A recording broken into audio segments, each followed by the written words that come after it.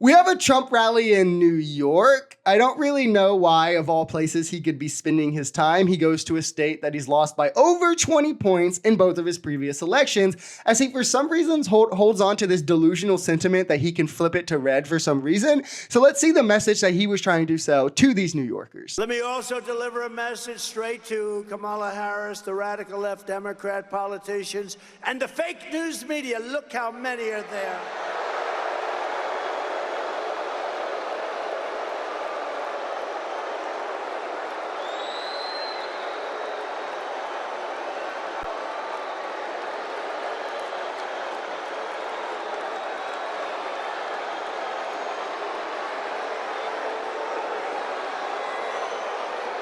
We've got to get our media back in this country. We've got to get them back.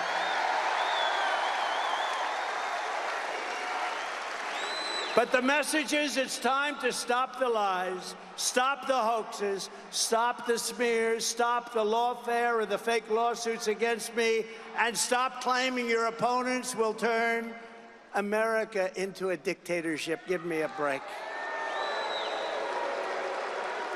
Because the fact is that I'm not a threat to democracy, they are. Yeah, except he's the only candidate who tried to steal a free and fair election, the only candidate who tried to actually subvert the votes of the people. And as to they need to stop, it's funny that right after he says that, he then calls Democrats a threat to democracy. But apparently this is the rhetoric that the left uses that is way too far, but nobody on the right says anything when Trump says it, not to mention him calling her a communist, constantly a fascist, calling Joe Biden, crooked Joe Biden, and a criminal, saying she's trying to destroy the country, that Democrats are thugs. None of this is too far. But threat to democracy is, but also it only is when Democrats say it. But telling the truth, that's just wrong to Trump, I guess. Vote for Donald Trump. What the hell do you have to lose? What do you have to lose? The progress in the labor movement in regards to unions, progress on combating climate change, high-tech manufacturing gains, hard-fought freedoms for LGBTQ people in their community, our position and respect around the globe, NATO, the Affordable Care Act, gains made expanding Medicare, Social Security, our democracy. I mean, yeah, it sounds like a lot already. So why would we try to find out what else? Iran actors hacked into the Trump campaign's email accounts and in turn sought to give the hacked materials to the Biden-Harris campaign. They gave them all of the materials because Biden is working with Iran, and Iran doesn't exactly like me because they were ready to make a deal, except we had an election that was rigged and stolen. And look at what's happening to our world now. But no, Iran hacked into my campaign. I don't know what the hell they found. I'd like to find out. Couldn't have been too exciting. But they gave it to the Biden campaign. I can't believe it. Oh, yes, I can.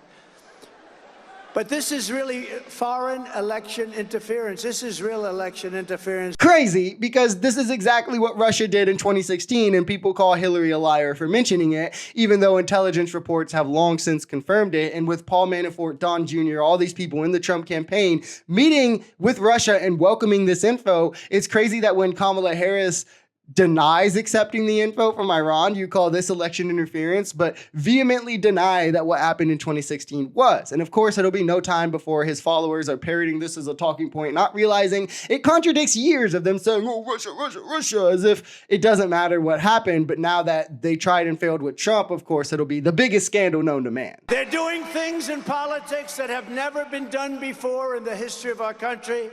And worst of all, with their open borders and bad elections, they have made us into a third world nation, something which nobody thought was even possible. Americans deserve a campaign based on the issues. We try and keep it on the issues. Okay, just a couple things to say here. They're doing things that have never been seen before by a president. Trump is the first candidate of one of the two major parties to be a convicted felon, as well as liable for rape. Before Trump, candidates didn't make mean nicknames for their opponents and constantly attack them, say they'll lock them up, call them criminals, thugs, vermin, all these things. We've never had a president refuse the peaceful transfer of power, attempt to delay the peaceful peaceful transfer of power, not help the new administration on their way into the office. We've never had a candidate 4 years after he lost still refuse to admit it. I mean, I could go on for days, but I also want to address him saying that, well, he keeps on the issues. What issues? The only issue he talks about is the one that he creates the fear and panic about so he can run on it, which is immigration. And he doesn't even fully explain his plan as how he'll do this mass deportation or what it would have to look like, because it would literally be like Nazi Germany with the Gestapo car checking people walking around the street. He was asked about childcare, a real issue people face, and rambled for 2 minutes and then said, well, tariffs. He doesn't talk about how to bring up wages, how to expand housing. He admitted he doesn't have a plan for healthcare. So it's laughable to think